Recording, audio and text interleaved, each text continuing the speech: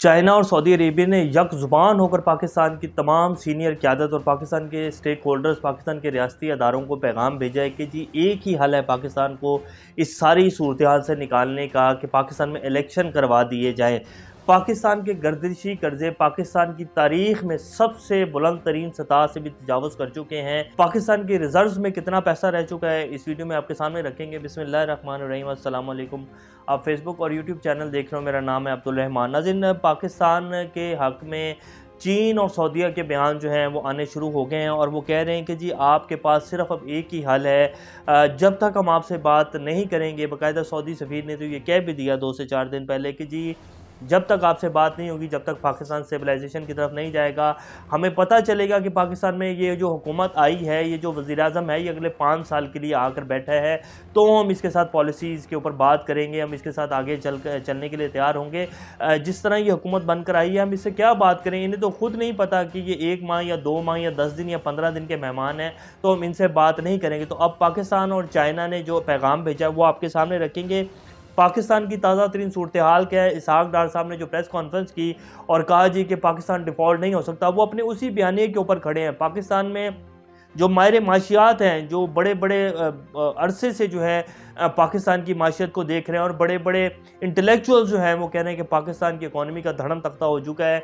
China और सऊदीया ने बाकायदा ये कह दिया है कि जी आप इलेक्शन करवाएं ताकि पाकिस्तान कोई सूरत हाल से निकल सके।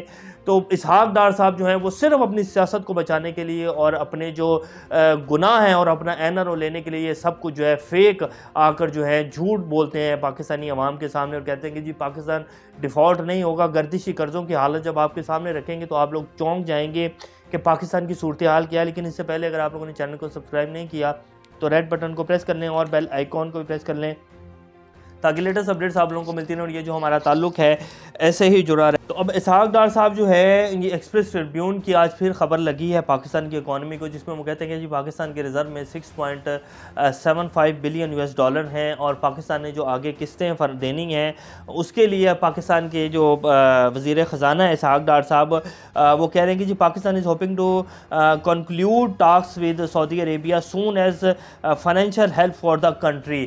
कि पाकिस्तान जो है वो अपनी जो टॉक्स है वो कंक्लूड कर लेगा सऊदी अरेबिया के साथ और इंशाल्लाह सऊदीया से फाइनेंशियल जो हेल्प है वो पाकिस्तान को आ जाएगी।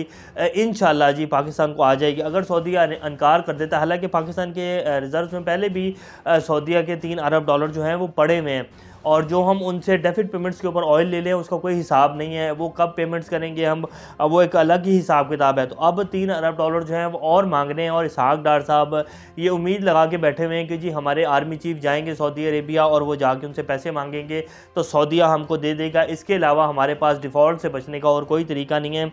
तो वो कह रहे हैं कि Pakistan is hoping to conclude talks with Saudi Arabia soon as financial help for the country, की सऊदीया की तरफ से हमें जो है मदद आ ही जाएगी।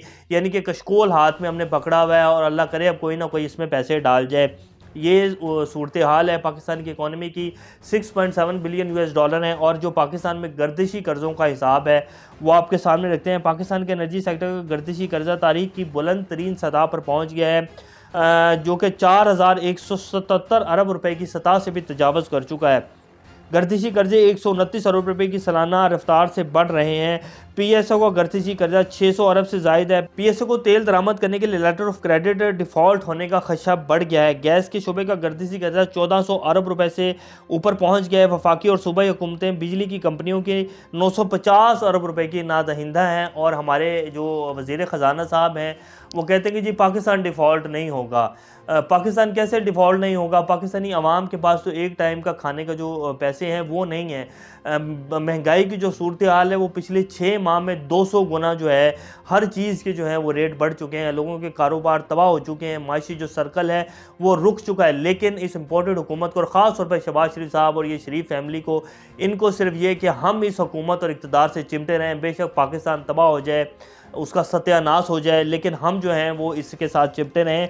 अब इसी के ऊपर जो हैं वो कामरान खान साहब जो कि पाकिस्तान के बड़े सीनियर सहाफ़ी हैं, वो कहते हैं कि जी जितनी दुनिया है और पाकिस्तान के माहिर माशियात हैं वो सब कह रहे हैं कि पाकिस्तान को बचाने का सिर्फ एक ही हल, और वो है कि पाकिस्तान में जनरल इलेक्शन जो है वो करवा दिए जाए, उनके ऊपर बैठकर बात कर ली जाए।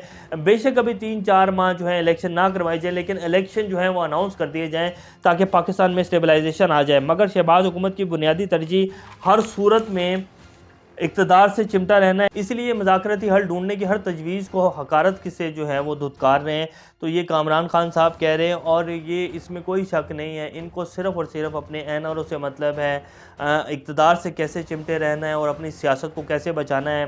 बेशक मुल्क जो है वो कर्ज़ों के तले दबा जा रहा है, अवाम बेहाल हो चुकी है। हर आने वाले दिन के साथ जो है एक नया तूफ़ान महंगाई का खड़ा हुआ है सर के ऊपर, और जो है ये सिर्फ इलेक्शन नहीं करवा रहे हैं, 25 किलोमीटर की वफाकी हुकूमत है। और अब तो ये भी खबरें मौसूल होना शुरू हो गई कि इनके जो इत्तेहादी हैं वो भी इनसे नाराज़ होना शुरू हो गए हैं। असम्बली के इजलास में हर दूसरे तीसरे दिन जो है कोई ना कोई इत्तेहादी खड़ा होकर इनकी जो है वो लतें ले रहा होता है और इनकी क्लास लगा रहा होता है। कोई वफाकी वज़ीर जो हैं वो असम्बली में नहीं होता जवाब देने के लिए, ना वज़ीर ख़ज़ाना। तकरीबन 90 के करीब जो है वफाकी वज़ीर हैं और पता नहीं कितने मशीर हैं, और पाकिस्तान का जो ख़ज़ाना है वो खाली हो चुका है। और ये सूरत हाल है, कैसे चलेगा ऐसे मुल्क जी?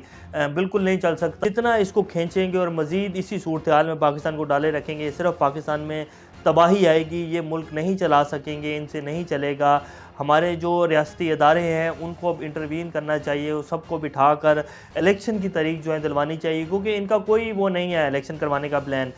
ये तो मौलाना फजलुर रहमान साहब जैसे कह चुके हैं कि हम जी असम्बलियों की जो मुद्दत है उसको बढ़ाने के ऊपर भी गौर कर सकते हैं। लाजमी नहीं है कि पाकिस्तान में इलेक्शन होंगे। ख्वाजा साद रफ़ीक साहब भी आज ये बात कर चुके हैं कि जी कि लाजमी नहीं है कि पाकिस्तान में भी इलेक्शन हो। अभी पाकिस्तान की मैशी हालात ऐसे नहीं है, आराम से बैठे सूबों में अपना काम करें। आपके पास 2 सूबों की हुकूमतें हैं, आप आवाम को जो है रिलीफ दें और मुल्क को चलने दें। तो ये इनके प्रोग्राम हैं, ये इलेक्शन करवाने के बिल्कुल भी हक़ में नहीं है। लेकिन पाकिस्तान में इलेक्शन होने जा रहे हैं, थोड़े ही दिन और हैं, आप देखेंगे बहुत सारी सूरत हाल तब्दील होती हुई नज़र आएगी। अभी तक के लिए इतना, अपना का ख्याल रखिएगा। अल्लाह हाफ़िज़।